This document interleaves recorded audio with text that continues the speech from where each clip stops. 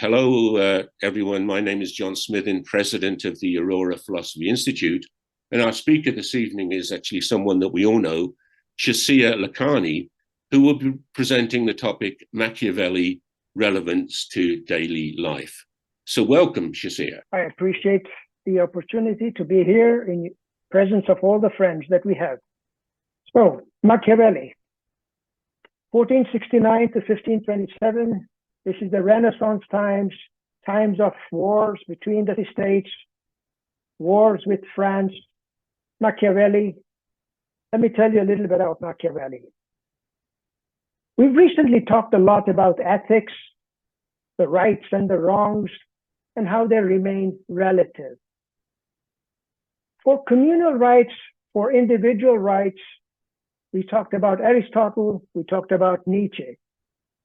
A functioning society has to provide for social services as well as security. In the vacuum of leadership, it's so easy to visualize anarchy. So said Thomas Hobbes.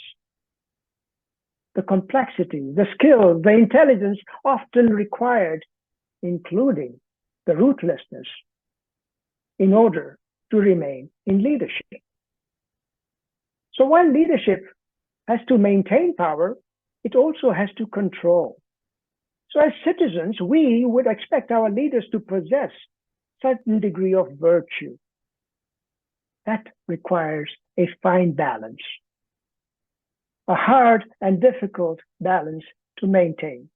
So Machiavelli talks about the social realities, the ethics, acquiring and retaining power. I think we can all relate to that, whether we look at it at home, at work, in community, in economics, in politics. It is pretty much dominant in everything that humans do. Some quotes here: pick battles big enough to matter, but small enough to win. I say that to many people when I advise their businesses. Don't tackle something that you can't manage. Machiavelli said it is better to be feared than to be loved if you cannot be both. You see that the distinction is if you cannot be both. He's indicating that if you can, try to be also liked. He's not suggesting that we only be cruel. He also says a ruler cannot be virtuous. It's unrealistic. It is dangerous. So achieving political goals often outweighs ethical concerns. Do we not see that on a daily newscast? Anything we turn on, compromises made here, bribes given there, favors bought. So Machiavelli is irrelevant today. Let me count the ways.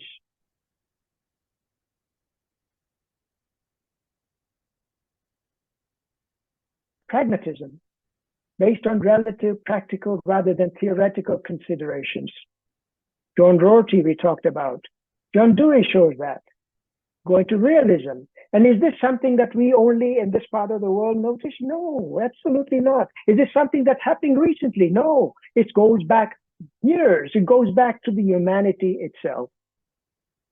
To reflect that, I quoted to you Kautilya. Kautilya wrote Arthashastra, which is a book that was given to the Gupta kingdom, ways to defeat the Nanda kingdom. This is 380 BC. So this book has been rewritten many a times. Sun Tzu wrote The Art of War, 544 BC in China, very much in parallel with what Machiavelli is teaching. Sounds cynical, doesn't it? Self-interest, distrust, lack of integrity, sincerity. But then Thomas Hobbes said, you need a strong government, the Leviathan, in order to retain and keep peace. Nietzsche said, the will to master. So for a strong centralized state, you need a capable leader as essential for ensuring stability, ensuring prosperity. So we're seeing that a lot these days. Strongman governments are coming into play.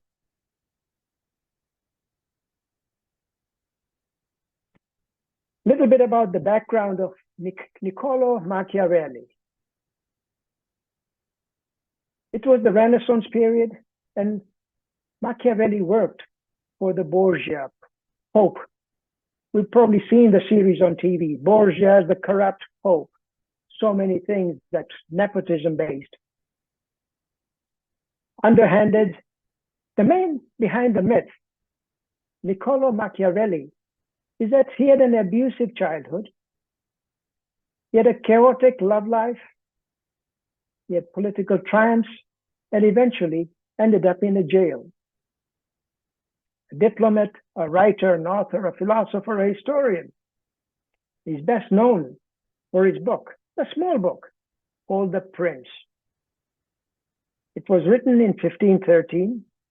And overall, the big message is the end justifies means.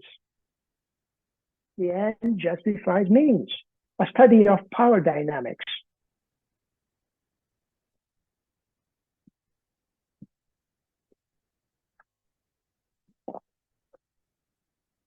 So here's a little picture that might trigger some people's imagination. There is always an alternate way to every problem.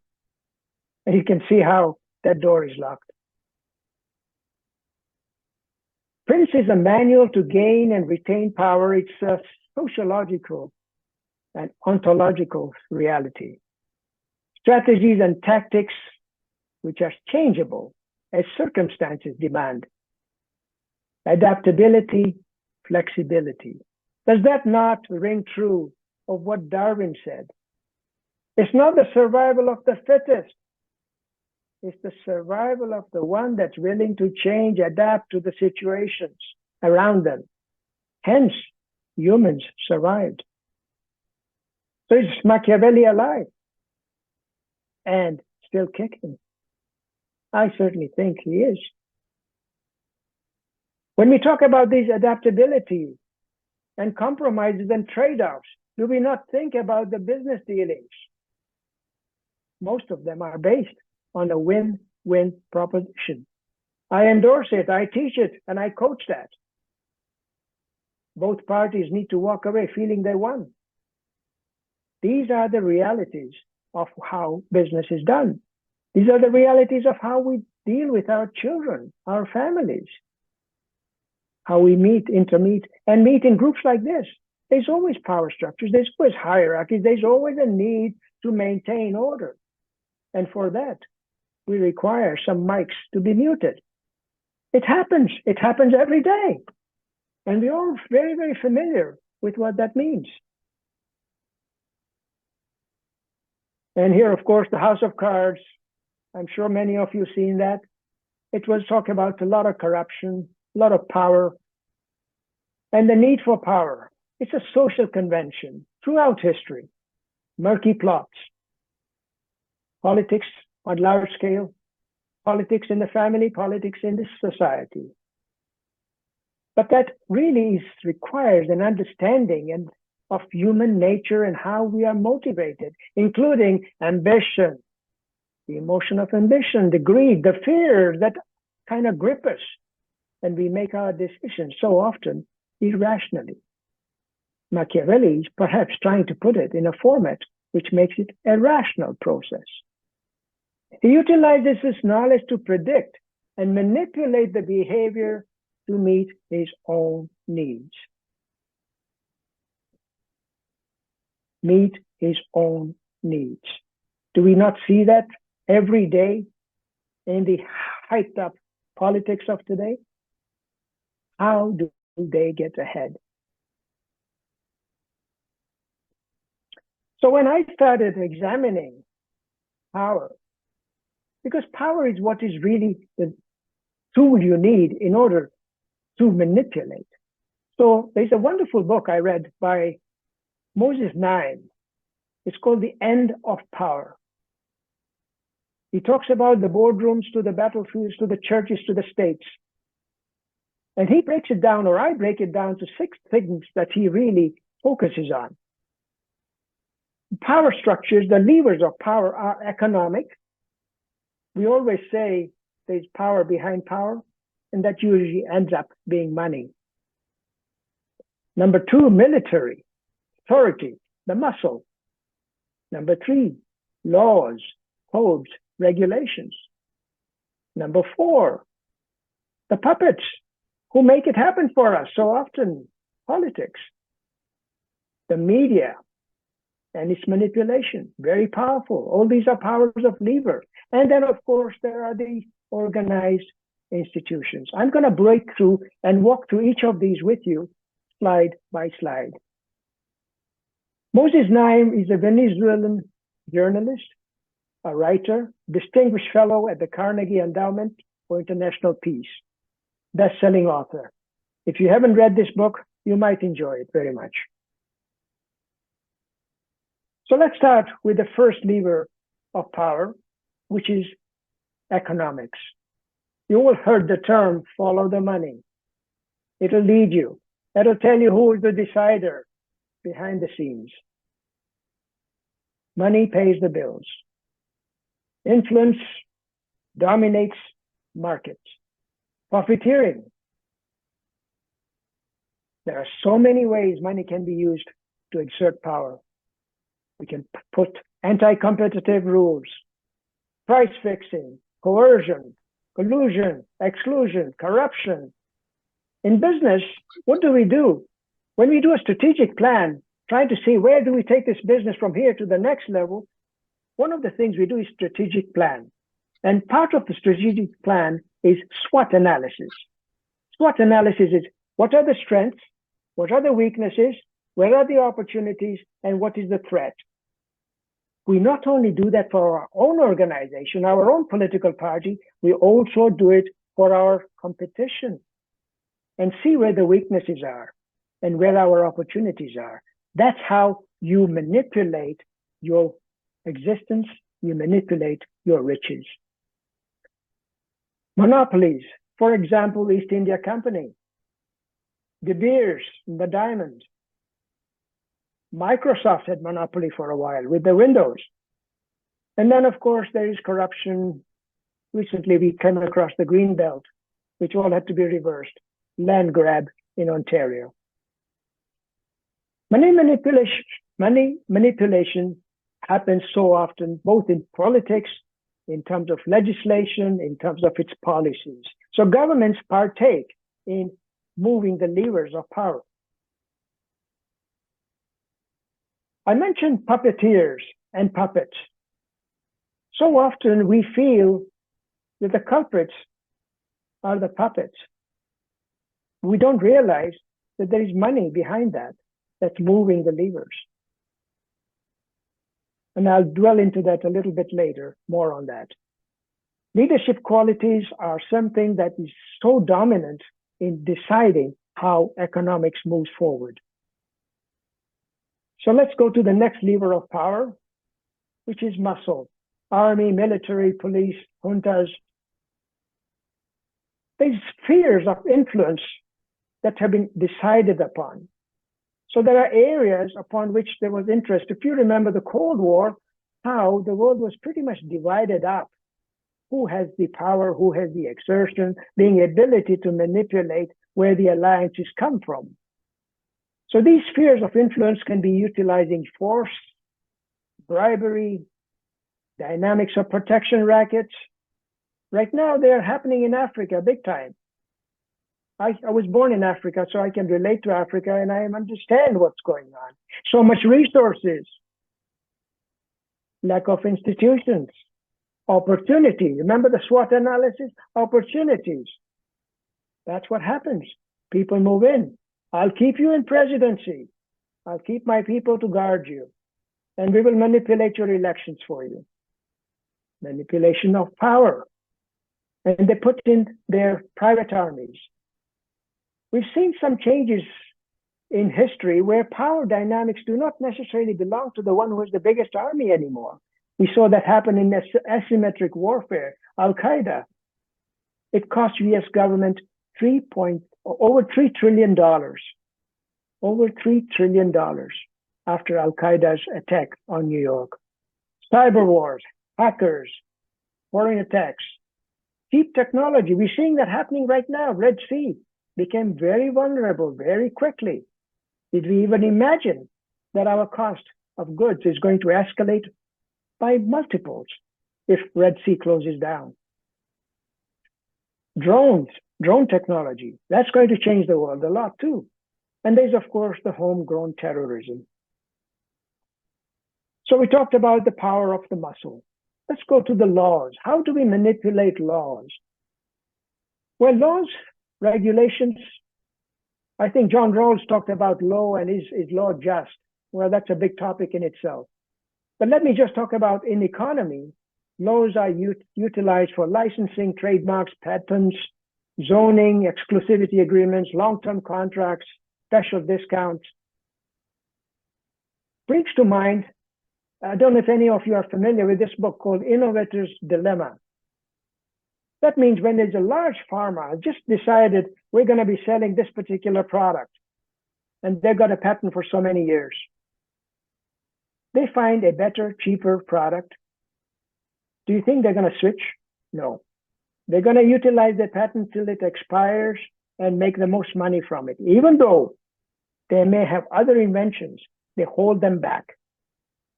This is manipulation of laws.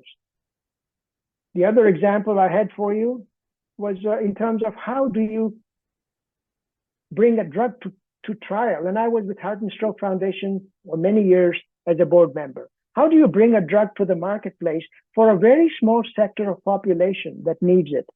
Well, the farmers will say the cost does not justify manufacturing this product. There is just not enough profit in it.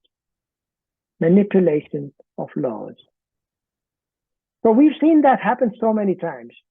In the rules of politics, we have 5 members in United Nations internationally who can veto anything that UN decides to do. Unequal powers, imbalance. Bending the rules to suit partisan. We see judiciary now being picked. We social nets, taxes. We see education, health, vote rigging, gerrymandering. All these things are utilizing laws or making laws that are not necessarily just. So I read a nice line the other day. It says, what is gerrymandering? Instead of voters choosing their politicians, gerrymandering is an act of politicians choosing their voters. I think we kind of got it things upside down there.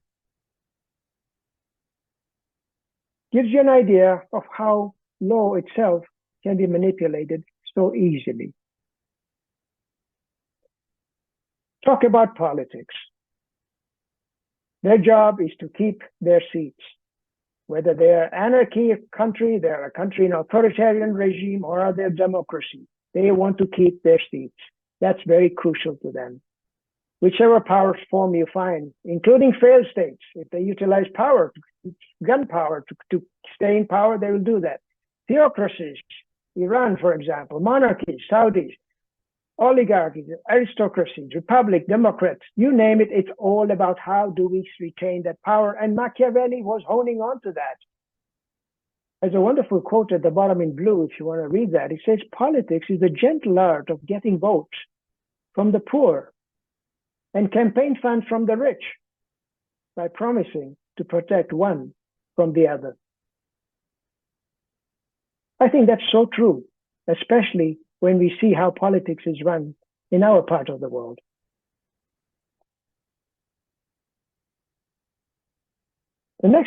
Continuing on to politics, we all know in democracies, we have voting systems, and voting systems require a huge amount of dollars to get it off the ground. So if it's dollar dependent, I think it's automatically a weakness for the candidate, because the one who can raise most money is likely going to be the winner. So what happens? Tactics are get vote by rigging, by buying, using connections, getting super PACs, political action committees behind you. And whilst you're in the process of doing that, you delay if necessary, you divide if necessary, you deflect if necessary, you deny if necessary. And if need be, spin the story. You've got spin doctors working for you. They will change it to make the good look bad and the bad look good. All done easily, and we see it regularly. So that's politics. Let's talk about the media. I said the spinning and opinions are based by what we see, what we hear. And more of it we hear, the more we start believing. Advertising, propaganda, manipulations. And we used to think press was free and press was independent. Well, we know they're owned by media barons and they have their own leanings. On top of that, now we see social media promoted with mis and disinformation. And it's not mistakes, my friends. Most of the time, it's deliberate. And what sells? Open the TV, the first news. 2 people shot dead. My God, end of the world. We don't go out of the house. Fear sells. Bad news sells even faster. So for ratings and subsequent profits, media companies love to doom scan. Find out what the stories that are going to catch the attention. In the Hollywood days, that was soft power. They set the standards for the society. In the social media, we see how these ideas and trends are used. Number 6, social institutions. They also are party to this. Fear as a weapon, we turn it into a binary options. Either you're with us or you're with them. We can turn it to you're this class or you're that class. You're this caste, you're that caste. Alternate lifestyle. Oh my goodness. Minorities. Oh dear. DEI.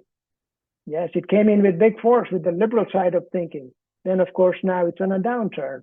It's getting a backlash. Like everything that happens, it's a pendulum that swings back and forth. Religious divides, fear of the other. And then the extremism, the fanatical, the passionate wars, the jihad, the 9/11s. Historically, South America was given away to Spain and Portugal by the Pope, divided up. So all institutions also partake in power manipulations. Now I talked about what is to be done. The question is, how do we do that and successfully manipulate? Well, there's few questions, and then I have some answers. Means of exertion of power can be done by influence, charisma. Charisma of a leader goes a long ways. A rhetoric, we're seeing that. Even if a man cannot put a sentence put together, yet he controls. How? Rhetoric, bypass, bend the regulations, provide subsidies. Second portion, persuasion. How do you persuade? You give tax breaks, you give subsidies, you give loans. How about authority? You threaten them. You put people in jail, you use force, you put selective sanctions. Coercion. Coercion to the largest extent, I think we saw when the banks were too big to fail. We all paid for them, and they're still there. They're still dominating the marketplace. Coercion through isolation, through surveillance. They did say the big brother is watching you. Well, right now, my iPhone is watching me. We all get used to that. In the world of business, when I used to be doing private tenders, there was such a thing as right of first refusal. Maybe you haven't heard of that. It means, although your price is not the lowest, you get called into a meeting and you get sat down and said, listen, guy, we want to work with you. How can we manipulate our numbers so you get the job? It's done all the time. Here's a nice little cartoon. Coercive persuasion. Careful, careful, that foreigner wants your cookie. Divide and rule. It happens all over. Colonialism was based on that. How do FBI use this technique? They use an acronym called MICE. If they want to break into somebody and entice him to give information, they use MICE. Money, or ideology, or compromise, or ego. You work on all those four, likelihood is you're going to break the guy and he'll switch sides. So Machiavelli's relevance in today's marketplace, I'd say it's there. And I think it's going to be there as long as there's humanity around. He outlined human need for acquire and retain power. Power play is alive. Power play is kicking. Historically, globally. It's universal throughout all the nations, in all the corporations. And we know that will continue to go on. As they say, history repeats and rhymes. We all partake in so many ways. Do you and I can see Tori in my screen. Tori, do you and I engage in such Machiavellian behavior? Sure we do. How, you may ask? Do I indulge in moral jaywalking? Walking that tight line. The wife says to me, does this dress look too tight on me? No, dear, it looks great. It looks fantastic. I want to keep peace. I want to retain. That's Machiavellian. We set social standards which constrain other people's rights to be different. These are conventions which are called the believed truth. Conventions have become truths. Machiavellism. So, Machiavelli is relevant today, and it will remain relevant, I believe. Despite being written centuries ago, his insights into power, human nature, and political strategy remain very relevant. He continues to spark debate and controversy because it might appear it's too manipulative, too cynical. But his work requires careful analysis and interpretation. Since we know, you and I know, moral perfection is impossible to attain, but we can aim for maximum flourishment and happiness. That's the point of view from Machiavelli. Then, of course, there is the other point of view. Mahatma Gandhi said, the day the power of love overrules the power of, or the love of power, the world will know peace. Yes, an idealist point of view. But I think it's necessary for all of us to be able to see both sides of the coin. That makes us wise. With that, I will say that we're going to move on to the next session, which is going to be discussions on this topic and then questions and answers. Tori, you're on. I just have, I guess, two comments, not really, well, I guess the first comment is more of a question.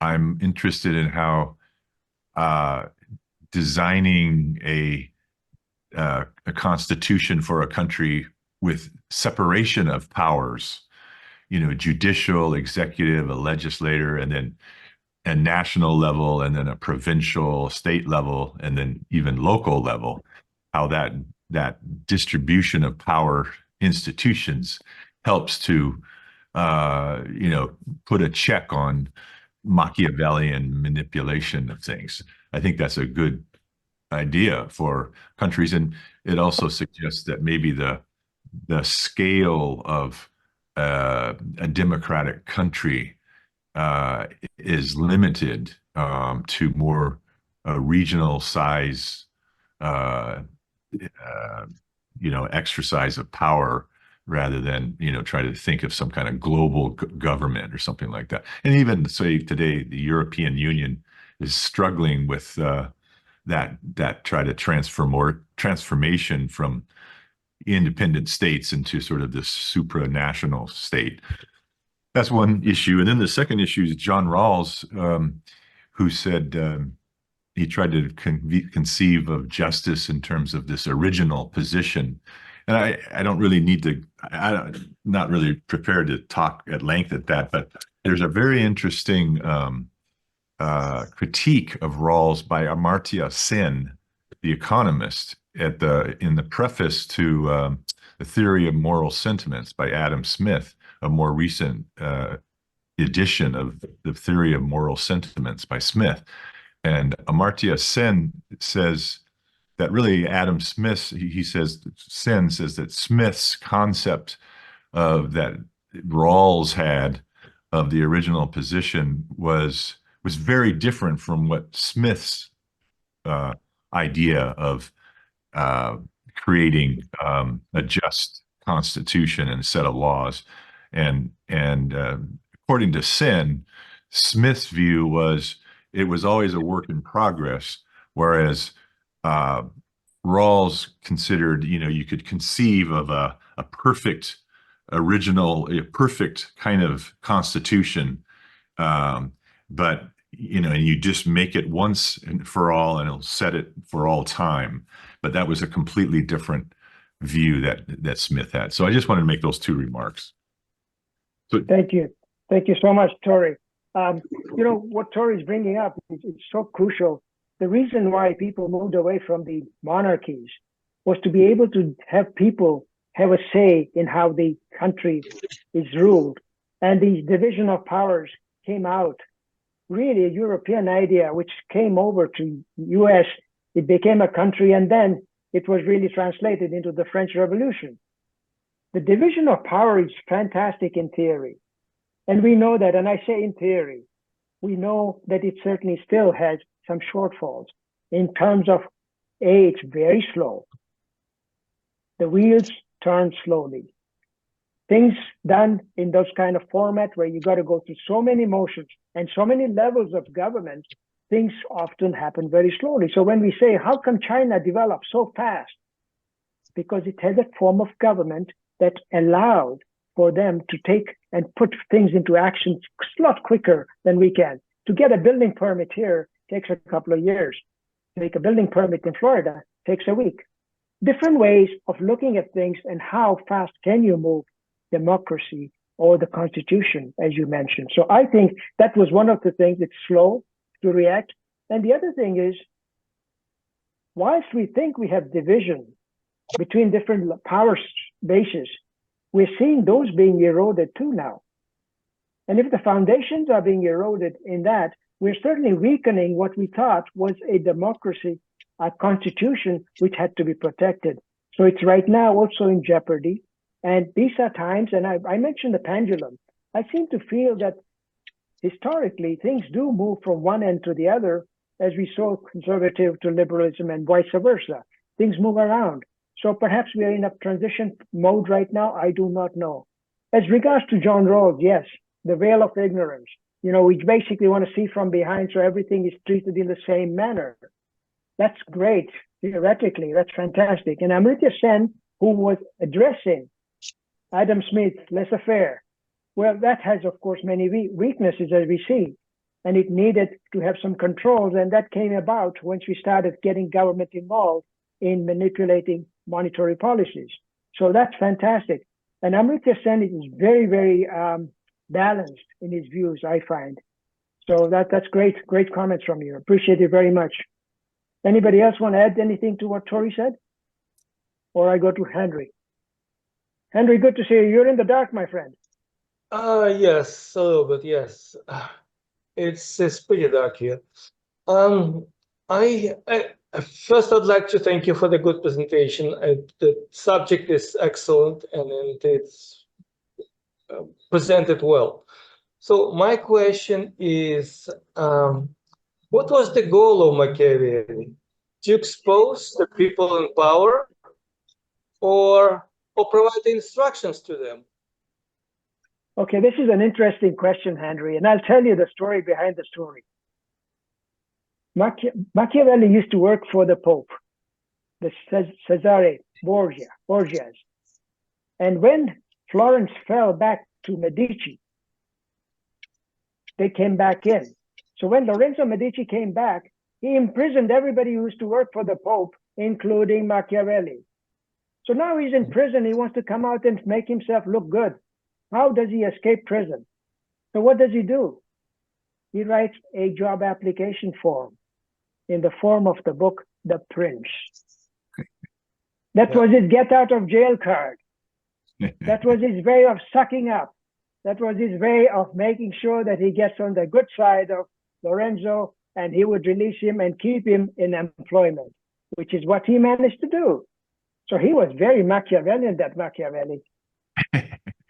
Well, yes, it looks like a good instruction, and not just for his contemporaries, but for the future generations. It works well. The same can be applied to 1984 by Orwell and by Huxley. Same question, same result. So true, Henry. So how is things in Costa Rica? Like in Latin America, it's okay. It's different. I am adjusted like this picture, the Lao Tzu, when the tree that cannot be bent is broken. So this is, I'm acting like this tree. I have to adjust, and then basically I will highlight it in my next presentation of Stoicism. That's exactly the good subject: acceptance of things you cannot change. Correct. Thank you. That's great comments. I remember an old movie with Peter Ustinov, and he was a sentry walking around. He was in a banana republic, and the government changed ever so often. So he's walking around. He asked the other sentry, "What's the news?" He said, "Oh, we've got a new government." "Oh my God, who is in charge?" "You are." This one is pretty stable. Oh, Costa Rica is fantastic. Beautiful. I see John has a question. So great presentation, as I was saying. As always, perhaps it's a little bit even superfluous, given that it's yourself, to say it. The reason I want to ask a question, I want to ask a couple of questions, is to kind of provoke some others, to get into this discussion. Specifically, I want to provoke Ronan. Henry's already said something, and I kind of want to irritate Torrey as well a little bit.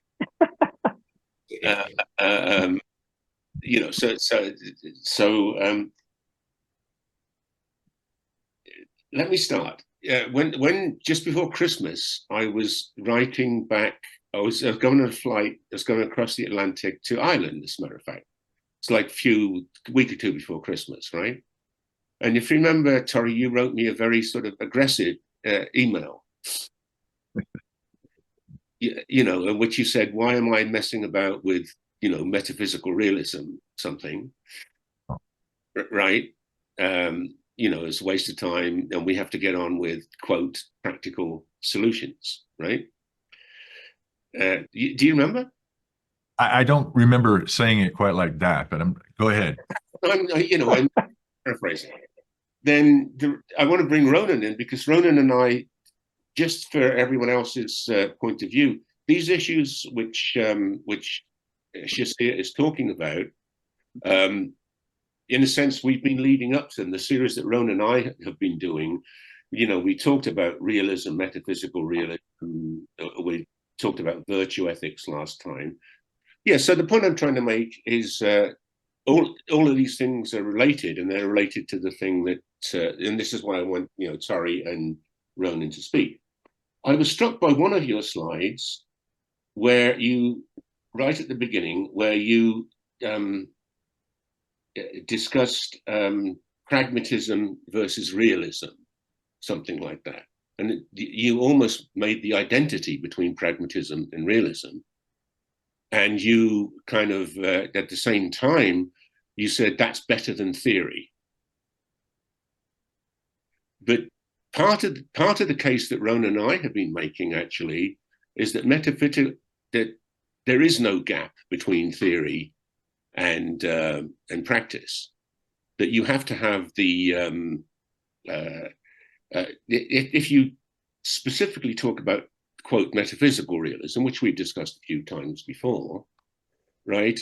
that's essential if you're to actually succeed in practical life, because it gives you a set of principles. And you can come back, time and time again. In short, the argument is that metaphysical realism undercuts the pragmatists, and specifically undercuts the neo-pragmatists. You mentioned Rorty, neo-pragmatist, there's Quinn, there's... and the reason I want to provoke Torrey is that Torrey is a defender or a partisan of the neo-pragmatists. I think I'm right in saying Torrey. Good. Yeah. I wouldn't say that, but go ahead. No, and then, so following up from that, and Ronan, you and I have been discussing this kind of issue a lot, and so I would be interested in your take on it. I was struck by your slide with the what the hell was it? The spanner holding up the door, right? Was that intended to be an example of pragmatism? Well, it's really meant to show you there are many ways to lock a door. Yeah. And this is basically what Machiavelli is saying. You have to manipulate the right thing at the right time in order to get to your means, how to get to that end. And the means can be varied depending on the circumstances, which I mentioned, and I even referred to Darwin at the time, how important it is for us to adapt to the situations to make it run in our favor. Yes. And when I said that it's necessary to utilize a spanner, if that's all you have to lock a door, so be it. And this is why anything goes. Power, media, politics, money, any of those power bases can be utilized in order to get your job done. Yes. No, I got that point. I think that's a very point well made. The point I'm making is that spanner, it's not pragmatism. It's not in the sense, dreaming up principles, learning new principles. What you're certainly being flexible and adaptable, but actually all of those things are based on realist principles, the size of the spanner, the fact that the spanner is from metal. So in order to do that spanner, it's not pragmatism in the sense that Rorty would understand it, like adjusting your ideas to the new circumstances. It's employing knowledge that you have already had or gained. But would pragmatism not also allow you, John, would pragmatism not also allow you to define what is right and what is wrong, depending upon the circumstances? And that's where pragmatic thinking allows you to get away with a lot of things that Machiavelli does. Yes, well, that's pragmatic thinking in order to get to the means. Yes. Yeah. So I think the end justifies the means. Yeah. And he doesn't care about principles. In fact, my understanding, very limited understanding of Machiavelli, is that he was very skeptical of any theory that is meant to guide us, because he thinks that we fall prey to the imagination, and the imagination often is in contrast with what is actually there. So as I understand, he wants to strip away the imaginative veil and make realism the fundamental thing that we look at. But realism is not based on any, so I'm speaking a little bit to what John was talking about. Realism is not related to principles. Realism is related to, like, there are no fundamental principles that you sort of function with. You're sort of you work like an opportunist. So you see what's around you, and then you respond to that, or even better, you forecast what will happen, and you respond to what might happen. But there's no like underlying theories. You kind of are reading you're reading the room, like somebody who's giving a performance. You're reading the room, and you're kind of intuitively? And actually, that's a question for you, Shishir. What is the position that Machiavelli has toward just pure intuition? Like, how do you respond? What is the basis for your response? If you don't have principles by which you respond, what is the basis for response?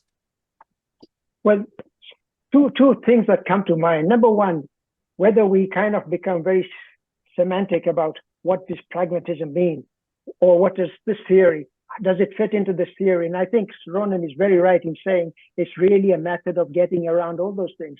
A business person, if you ask him, are you pragmatic? He'll always say yes. But by definition, maybe he's not. But he's pragmatic in the sense that he adapts to meet the situation and he knows that he's flexible. And to me, that's where Machiavelli comes from. And to get to, as you said, really justifying whatever it takes to get where he wants to is so crucial in this particular case. So I think it's very important that we realize it. Your question, the second question was the set boundaries and the opportunist ways. Yes, very much so. I think opportunists are very much alive and kicking right now. And we see that in every circumstances. We see that in our family circumstances. We see that in communities. We see them everywhere. So I don't think there's anything wrong with the fact that it is a human nature and we kind of are realists. Yes, certainly realist in the sense we kind of face the facts. Does that answer your question, Ronald? Yeah, no, it's interesting. I think that we live in a world right now where there's a pretense often of justice, of equity, of fairness. We certainly know how to speak the game, but when we actually look at the reality of the way the political system works, and even the way that politicians work, because they're not interested in, it seems often they're not interested in actually doing good, the public good, achieving some public good, or working in a bipartisan manner, to achieve some good. It seems that most politicians are self-centered and are interested in furthering their own interests and power, like you mentioned, Shishir. So true. Just one more thing. They use the ideas of justice and fairness, though, as a kind of means to achieve their own selfish ends. And wouldn't you say that, based on your last talk, right and wrong is something that differs from person to person? So when we say justice for whom? And we have laws, and we say laws against what? Depends, all depends. If you're black and you're caught driving, it depends. So very much so that things, justice and laws that we consider black and white are often gray. Will Fletcher is waiting. All right, yes. Thanks, Shishir. Thanks for a wonderful talk. My question to you is based on a choice between experience and wisdom. From your understanding of Machiavelli, if he had a decision to make, a critical decision, and he has to take the advice of the wise guy or the experienced guy, which one would you think he would go for if they are offering different views? Well, again, how do you define wise? Wise, based on theory, one who sits there and pontificates, argues logically from his own standpoint as he sees it. And he's respected. He respects his views, and he respects others, but his views are not tested. Great. As opposed to the experienced person, he's been there, done that. And does experience not add to the wisdom? It could do, but it's not theoretical. Experience is I'm predicting the future based on my knowledge of the past. I've experienced the past, So I'm advising the leadership or the prince, and my advice is based not on theory, but on my knowledge. Whereas the smart guy is the wise one, is one who sits there, works out all the theories, and can prove on paper where we are headed, but is not necessarily, his word is not based on experience. Great. Okay. So what Will is offering us is questioning whether wisdom is more crucial compared to experience. And experience could be just based on the background. Background could have given you checkered background. It could have been anything. So which is more important? I'll tell you a little story, guys. There was a very wise professor who said, I've pretty much studied everything. And they say, oh, but there's a wise man in town. Why don't you go meet with him? You never know what you might learn. But I've got PhD in this, I got PhD in that, I got PhD in this. And I pretty much know about cosmology, I know this. So, well, why don't you go see him? He knocks on the door and the man opens the door. He says, oh, come in, no. And you're the professor, I've heard about you. Do come in. And you're the wise guy. I hear, oh, well, wise guy, I'm just a man. Please sit down. He says, yeah, but I've done philosophy. I've done history. I've done politics. What is it that you know that people send me to you? The Zen master, who is the wise man, says to him, would you like a cup of tea? Sure, bring me a cup of tea, no problem. So he gives him a cup of tea. So he's holding the cup, and the Zen master starts pouring the hot tea on it. And he doesn't stop. And the cup's starting to overflow. Are you mad? Are you mad? What are you doing? He says. That's when the Zen master turns to him and says, that's what I'm trying to tell you. That's what I'm trying to teach you. Your cup is already too full. I cannot teach you. That's a wisdom. See, that doesn't require education. That requires a lot of good thinking, pontification, as you said. And that sometimes does not necessarily always come from school. Tomorrow morning, I'm giving a talk. School teaches us to pass exams, not life. Fantastic. Thank you, Will. Thanks. Frank is waiting. Oh, okay. Just a quick point. I missed the presentation because I was working. But no, okay. Given that the Renaissance was an age of opportunism and mercenary armies, and opportunism is really what's, I think, part and parcel of Machiavelli's philosophy. Could we say that Machiavelli was really an opportunistic, or if you will, a mercenary philosopher? He definitely was a mercenary philosopher, I'd say, because I told the story, if you might have missed it, he was in prison. And he wrote his philosophy about the prince while he was in prison as his job application. So how much more opportunistic can you be than utilizing your philosophy as a get out of jail card? Yeah. Yeah, and he also wrote, he was also known as a playwright. He wrote something called The Mandrake, which was a very, very famous play, it's a play where opportunism is really at its core, because the whole premise of the play is to essentially dupe or cockle, if you will, a wealthy, he's not a prince, but a wealthy gentleman with the most coarsest, rudest ruse imaginable. So he's the whole thing of opportunism, I think it comes up again and again in his in a little bit that I know about his writings. Yeah. Yes, so true. And we see that in the world of business so often, Frank, where spying on your competitor is a normal thing to do and the right thing to do. And how do you steal their people, and how do you get their technology? And these things go on all the time, and that's Machiavellian. These are Machiavellian ideas that percolate into the rest of our society. And so often, I've got to read up that play. I have not read much about it. But he also wrote a book called The Art of War, which is the same title that the Chinese, Lao Tzu wrote, or Sun Tzu wrote. So it's Amazing, both of them had the same title. Yeah. So Thank you that's for your Machiavelli. question. Yeah, no, just one small point. So could, I don't know what everyone thinks, but is Machiavelli in today's this political, ambient, is he a positive force, or he's a negative force? Because That's a good question. It's a coin. It's a two-sided coin.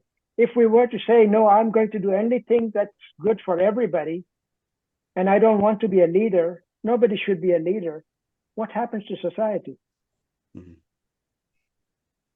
Okay, good point. Things to worry about. Thank you very much. Thank you. John Smithon. Not going to take up too much time. I'd just like to thank everyone that came in after my last intervention and, dealt with the issues. And I suspect that Torre is going to have some more stuff to say at the moment. One thing I realized, and I've realized ever since we did started the philosophy club, is that we're using words always in different ways, aren't we? We're using realism on the one hand to be a philosophical theory, and then on the other, we're using it to mean, being realistic in everyday life, right? Right. They're not the same thing. Remember, Torre, you were talking about nominalism or something. Same thing. What do we mean by nominalism? I just thought of what's the other one? Yeah, pragmatic. Yeah. There's pragmatism, as a theory, Dewey or whoever, right, and so forth. There's the meaning of pragmatism in everyday life, and I think one of the things that was useful about that previous discussion, right, was to clear these things out. I'll just finish by saying I'm a very unwise professor, but I do want. That's the purpose of this institute. I do want to insist on the claims of philosophy, not on the claims of the special sciences. I'm a monetary theorist, I'm an economist, but I found that I couldn't just be a monetary theorist. In order to understand monetary theory, you need philosophy. So yeah. I think if I was meeting your Zen master, indeed I've met you, the Zen master, and we have spoken together.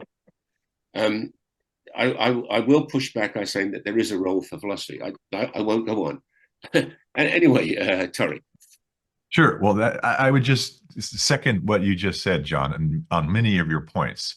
There's there's semantic differences between sort of pragmatism as a philosophy versus pragmatism as practical action in the world.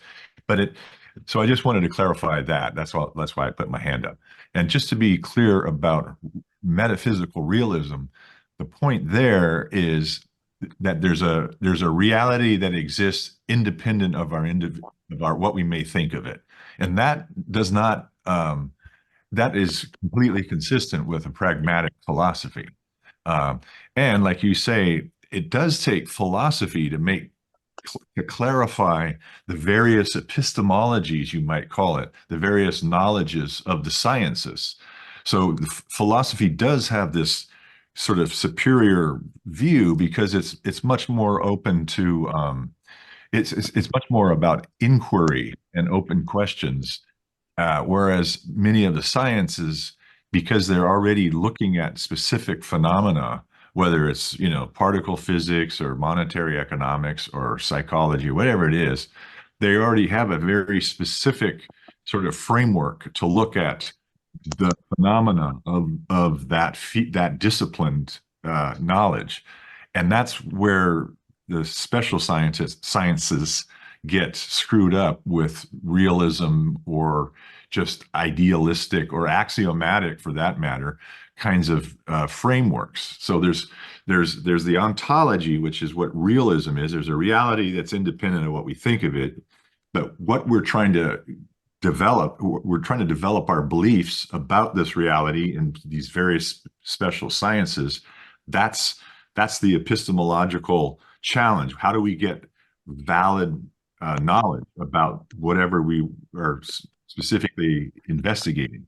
So that's the change up between metaphysical realism and epistemology, and only philosophy can sort of distinguish where these special sciences are going wrong on or going right in their methodologies for understanding the particular part of reality that they're interested in.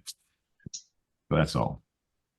Thank you, Tori. And I think I completely agree with both of you and John. Philosophy does pretty much run through everything that we do in life because it's a way of living wisely, the need for wisdom, and that applies to anything and everything that happens in life. So I think totally agree with you. I was in a meeting not too long ago with a business, and he's very late in age, ill health, but cannot stop making money. So the question asked was, why should I give up now? I only enjoy doing this. So I used a philosophical thought process, and I said to him, you know, you have only read one chapter of the book. What about the rest of the book? What do you mean? You haven't experienced anything besides your business all your life. What are you missing? Oh, I can't be missing anything. I've got big bank account. Well, that's where philosophy comes in and puts balance and check. I thank you for that, both of you. Wesley. Yes, very much enjoying the discussion. Shishir, I labor in the vineyards of psychology and neuroscience, but I've always been, I have a very strong philosophy background as well, and particularly the philosophy of science. So I certainly, you're preaching to the choir here, so to speak, with so much of that. And I'm just wondering, this is, I guess, for the group as well, what are some of the antecedents that we know of for Machiavelli, for him to, as you mentioned, he's imprisoned, he's down on his luck, and I like the way you put that. He writes this tome, this treatise, as a way to help persuade people to say, I think you might be able to be of better service rather than being behind bars for now, in Firenze or wherever he was. What were some of his his mentors? Nothing ever comes de novo, So, I mean, what was percolating in him in his earlier life, his adolescence? He didn't write this as an old man, this work. What were some of the trajectories that would make him coalesce, his line of thought and saying, oh, this is how a smart person can live and get ahead, make things better for themselves? Thank you for asking that, Wesley. It's an interesting question. What made him what he is, and what was his background like? From what I've read, and there is not an extensive amount of information that I found, but it does say that he had a very chaotic lifestyle. As a child, he was abused, had many love affairs, lots of breakups. So I don't think he had a very stable background, but I guess every time we fall, we seem to learn things from that. And they say a stumble prevents a fall. And that book eventually prevented him staying in prison. So perhaps there was some learning done through that experience. Will and I talked about experience versus wisdom. Well, experience sometimes ends up becoming wisdom. So I hope that answers your question, Wesley, but you bring up some very good points. Yeah, it's certainly helpful. I mean, certainly experience can be a very helpful avenue to gain wisdom. Like as you mentioned earlier, and we've all studied many volumes and many books, and that's all, and that it's very important. But there are other avenues or other streams that feed into the development of one's wisdom. Besides. Right. Totally agree. So yeah, his life experience. But so it sounds like we don't know a whole lot. It's kind of just I lot don't. of I don't. Yeah. I'm sure there may be some information that I'm unaware of. Yeah, very interesting. Yeah, sort of the Thank you, psychology. Wesley. I'm gonna share another little quip. I get invited to speak at business events, and there was a networking event, and unexpectedly the girl who was running it came down the stage and gave me the mic and said, "Go speak about ASC. You guys help businesses." So there I was on stage, the so-called expert. First thing I did was I put my hand up So everybody's quieting down. So what's he going to say now? I said, a disclaimer. I repeat, I do not know all the answers. I am not young enough to know all the answers. Oscar Wilde said that. And I think that's so crucial. The ice was broken. That's when they realized now maybe we are into philosophy, not business. Now maybe Henry. they can learn something. The grasshoppers can learn something. I like that. I'm not young enough. Thank you. Henry. Yeah, that's a good. I just want to refer to what Frank has asked, because this question, I guess, it goes deeper than it looks, that it seems. It goes deeper into psychology, because what connotation do we apply to Machiavelli's work, negative or positive? And I would say it depends.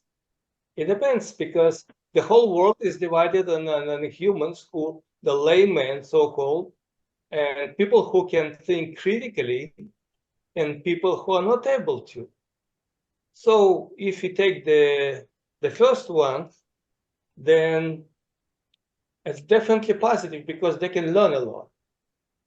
If you take the second or the latter one, it's useless because they won't be able to understand this. So it's to say it's negative or positive connotation, it's impossible. It's impossible because from my personal view, it's wonderful, but again, it's me. No, Henry, you make good points. And question is, what was the point of this talk?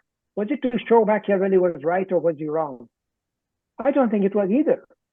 I think it was trying to show whether Machiavelli's thought process are still alive and kicking today. And they certainly are, because they're neither good nor bad, because we cannot divide the word binary. Not everything is right, not everything is wrong. It has to be a middle way. That's what the Chinese called it, the middle way. Yeah. A little bit of this, a little bit of that. What was it? What do they call it? Yin yang? It's necessary to be able to understand that we cannot divide our thinking into absolute yes and absolute no's. So Machiavelli definitely had lots of good sides to him and lots of things which we would abhor, especially putting on our lenses of today's values on past events. We can't overcome our human nature and stop applying labels and judgment to things. Mhm. So yeah, that's our problem. Okay, so here John Smithens come in with some commentary. He says, Wiki says Machiavelli was influenced by Da Vinci, Aristotle, Plato, Erasmus, Dante, Levi, etc. Well, we all are influenced by our past and what we learned from it. It's fantastic information. Thank you, John, for sharing that. Will Fletcher is waiting. Right, I'm now here. The debate I wanted to raise really was, first of all, to recognize that because Machiavelli was so close to the church, he would always be expected to be virtuous or to attempt to promote virtue in everything. But here he was stepping back. And I think what he was saying, it doesn't always work. So that's the issue that's where I was trying to go with the discussion. That's such an interesting thing you bring up, Will. Whilst he was working for the Pope, would you not think some virtues would have rubbed off on him? Well, which Pope was he working for? The Pope he was working for had very little to do with virtues. So I don't think the influence was very good as far as saying that the church could have shown in better ways at that time. And again, he was a product of his time. Yes, but true, I must step back a little bit there and say, remember, although he was working for a fairly corrupt church, that wouldn't have been his only influence. His influence would be more the teachings of the church rather than the teaching of the Pope. So there was a virtuous path open to him. And that would have been what would be preached, left up around him all the time. Yet, for what he considered practical reasons, he seemed to be pulling away somewhat. So that's the avenues that I wanted to explore. So Will is saying to us that being part of the church, you would think some of the good teachings would have rubbed off on him, despite the fact that he was surrounded by corrupt people. Well, survival of, was something I'm sure that occurred to him, and how he needed to survive in those times was one thing. So the same question was asked of Gandhi. And the British could have had him killed. And everybody said, take up arms, we got to kick these people out of here, and we got to have a revolution. That's what's done. That was done in France. That was done in USA. Why are we waiting? What are we waiting for? What is this peace stuff about? So Gandhi was the contrarian. And he showed the world, as Bill says, he showed the power of virtue. And he was able to defeat the British and leaving India because of being virtuous, which was so different from everybody's opinion. Everybody said you should pick up arms, and he didn't. So I'm sure there are many ways, and I think that spanner comes to mind, John. How can you close that door? Many ways. Thank you, Will. Thanks, Shishir. Frank. Oh, just quickly. So a couple of things. To say that, a little bit that I know, to say that Machiavelli was working for a virtuous church, it's obviously incorrect. He was working for the papal state. The papal state was a politically motivated, power-hungry state, just like any other state, just like Florence or Pisa or Milan or any of the states at the time. And the other thing is, would we say that, okay, you brought up Gandhi, which is kind of interesting. Gandhi worked for the whole. He was an individual who was working on behalf of the whole. Machiavelli was working on behalf of the prince, autocracy, power. Okay, so they were really working for two different masters, so to speak. One was thinking of the whole of society, of benefiting everyone through humility, through nonviolence. The other one was working for someone who wanted to maintain power and expand power. So they're quite different. And that motivations are very, very crucial. And we sometimes see politicians, and other times they're described as statesmen. Big difference. Politicians is there to survive and to get ahead. Statesman is thinking about the country. And occasionally we do come across statesmen, which is so much missed right now. Thank you. Bill Hollings.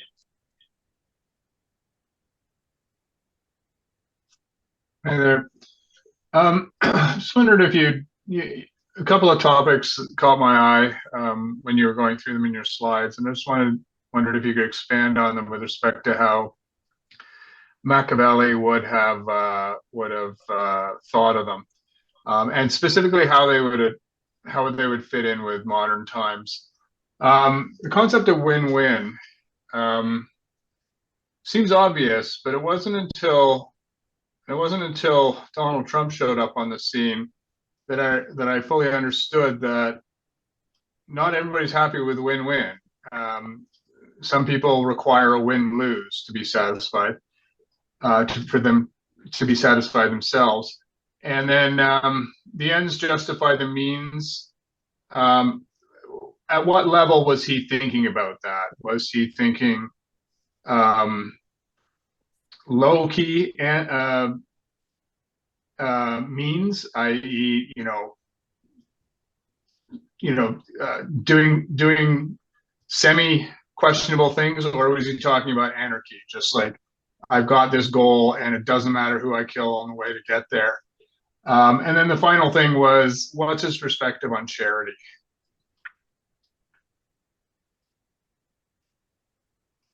So, Bill, I think a couple of points that come to mind when you spoke about the win-win and the win-lose. The win-lose is a very good way of getting the crowds excited. when you go to see a game, which team are you supporting becomes key issue. Win-win is when you want to basically leave it, and Machiavelli actually said that if you suppress your people enough, you're in danger of having a revolution and you will be deposed. It was very much for win-win, not win-lose. He could understand that necessity to be able to survive requires that you do not get undermined by what divisions you are creating. And this is where, in the world of business, I feel it's so much more advanced than the world of politics, which continually gets overhauled. The world of business, which has been the power behind the power, the puppeteers rather than the puppets, and those are my words, really means that they have already figured out why it is necessary to make certain moves. And it's very much done with rational brain as opposed to the rhetoric, which gets people excited. Business people stay in the background. They give the money to the PACs. They give money to anybody who they feel will support their tax plans or whatever their business wants to expand or import or export or whatever they want to do. This is where win-win always applies. So if win-win policy was to apply, then the business person would never go to a politician with that attitude. If you don't win this election, you're done. I'm never going to speak to you again. No, he will turn around and go back to him whenever it becomes necessary to do so. So they are very much in sync with what the market demands. So they are really focused on the end, very much so. I don't know if that answered your question, but I certainly feel that this win-lose thing is really a means of just excitement, getting that fear going, getting that I'd say the power, was it Cicero who said power of rhetoric is so powerful that you can move nations, you can move people, which is what happens in the world of politics. Business people, on the other hand, keep fairly quiet.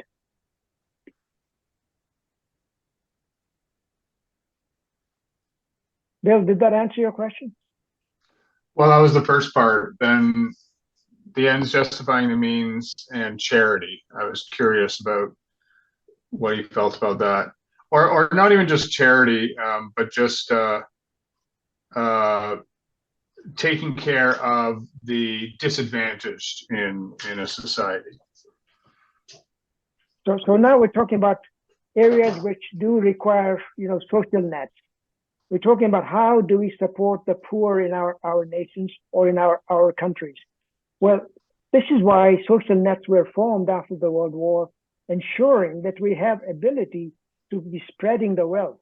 And when the disparities go out of whack, that's when big changes happen, especially in how the governments are set up and which changes the parties, the denominations.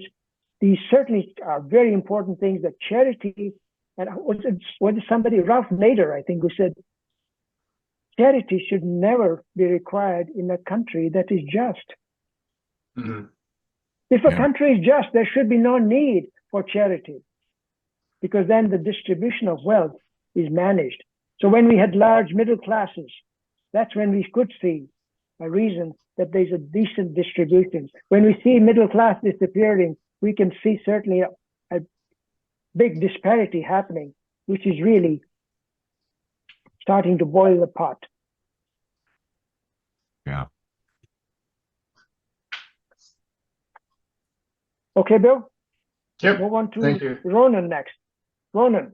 Yeah, I just want to respond to Bill, actually, with respect to charity. Now, I don't know this for a fact, but I'm speculating that Machiavelli would probably argue that charity is the wrong word. It's more about making friends and being pragmatic and giving them things and making the populace support you by giving them things.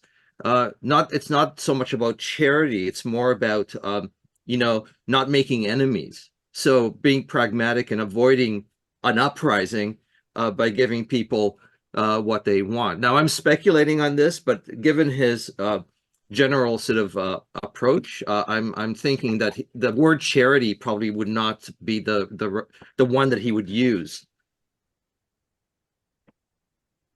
But in politicians do this all the time, all right? When they give something, you know, is it about charity or is it about simply wanting to get our votes? Probably it's about getting our votes. I mean, that's a hard one to know for sure. I mean, there are people who are, you know, driven by their idealism, and that's a good thing. But I'm wondering how many politicians are actually driven by ideals as opposed to just opportunism and wanting to continue being in power. Great point, Ron. Yeah, I mean, that is a good point. I would agree with you about the politicians. Politics is an ugly, ugly environment, and I can't imagine any sane person wanting to be in that for any other reason than either a very strong ideology that they want to make the world in their own in their image, kind of, or the raw practical aspect of being in power. You know, I want to be prime minister, and I don't want to be a one-term prime minister. I want to be a four-term prime minister, and therefore I have to, you know, manipulate the system, the voting system, in order to make sure that happens. Anyway, so I guess we're all in agreement there. Yeah. So let's talk about charity a little bit more before I go to Henry. Charity is something that I'm very familiar with. And what happens is when people donate, they don't donate necessarily just for the idealism and say, this is anonymous. They want their name printed in gold, put on the building or on the equipment or wherever it is. And this is when you'd start wondering the motivation of that charity. How much is that a charity? Yeah, that goes back to your comment about, well, I think it was your comment, it might have been somebody else. A just society doesn't require charity. And, you know, every time I walk into a hospital and see the names, you know, so-and-so, Jim Smith's wing and stuff like that, you know, to me, it's appalling. It's appalling that we have to rely on, you know, random charity from the, you know, the rich to run our hospital system, and that's just an insane society. So when the charity world becomes very good at what they do and they start collecting money, what happens to all the grants that the government used to give to hospitals, to certain organizations? They say, no, we're pulling back. We're getting enough money from the businesses. Keep doing it, guys. Yeah. A tough balance. Machiavellian. Henry, you're on. And the tax write-offs. Yes, exactly. Gotta have them. No. Exactly. Henry. Yes, my question is different, but in terms of charity, we have to ask one question. What is it? Is it the ego of the rich or desire to do good? That's okay. This is one thing. Another thing, I just wanted to put a disclaimer. Government disclaimer. I don't advocate any anarchy. So my question is, why can't people ask the question, what is government? The question should be asked after people can see then government breaks the law, violates their own laws they're supposed to protect and enforce. And this is that question, what is government? Does anyone ask that? Well, if they do, the answer will not be positive. Because, and how people got there? It's another question. So, and the third question is, why should we obey them? That's simple. This is simple. These are simple questions. but people will never get an answer. I can only think of Winston Churchill saying democracy is a terrible system, but that's the best we've got. Hey. Honestly, any system is good as long as the system allows people to live free and well. It could be monarchy, it could be republic, it could be good king, it could be anything. And Well, that's exactly what Karl Marx used to say. really? And look how that got bent out of shape. Yes, and when I hear the word democracy, or democracy is the best system to be abused, I think it's exactly what it is, and we can see examples everywhere. Yeah, yeah. Well, nothing is perfect. That gives us a chance to continue philosophizing. Yeah. Frank. Oh, okay, just quickly. Charity is an interesting word, which is really a paradox if you think about it historically. Okay, it's a Christian virtue, right, of the Christian church and other religions, I'm sure. But yet, paradoxically, it is the charity of the wealthy that built the church. If you go to any church in Europe, Italy, let's say, for instance, you'll see all sorts of crypts within the church themselves, and the names on those crypts are those of the wealthiest people. So that's, it's really a paradox. It's supposed to be meant for the poorest of the poor, but really it's the wealthy that built a very wealthy church. Yes, Saint And Francis when they tried to appointed, push back and on when that, they didn't go appointed, too far. Yeah. sorry, I missed that. I was Wesley, just you saying, said something. yeah, I just picking up directly, and Saint Francis, I guess it was back in the 13th century, already, he was pushing back against that, and essentially he was sidelined. He says, "Okay, that's cool. You've got a good principle here, but let's just say it didn't become the mainstream, in the centuries that followed. Yeah, it was still the bankers and the princes making the big donations." Yeah. All the way down to I went to Princeton, and Carl Icahn has his name plastered on a molecular biology lab, and there we go. And hey, Carl, it was only 120 million, and they had to put my name right on the the outside face of one of the main streets. That's how it works. As I said, follow the money. That usually gives you the answer. So, Wesley, if you can use the reaction button, I'll know when you're ready to speak. Okay, thank you. We'll appreciate that. And I think we've had a lot of good debates, a lot of good discussion on this, and I really appreciate everybody's commentary on it. Nikolai has got a comment on the chat. There wouldn't have been enough space to write names of all the poor people. That's true. That is so true. There just wouldn't have been enough room to write all the names of the poor people. Couldn't agree more.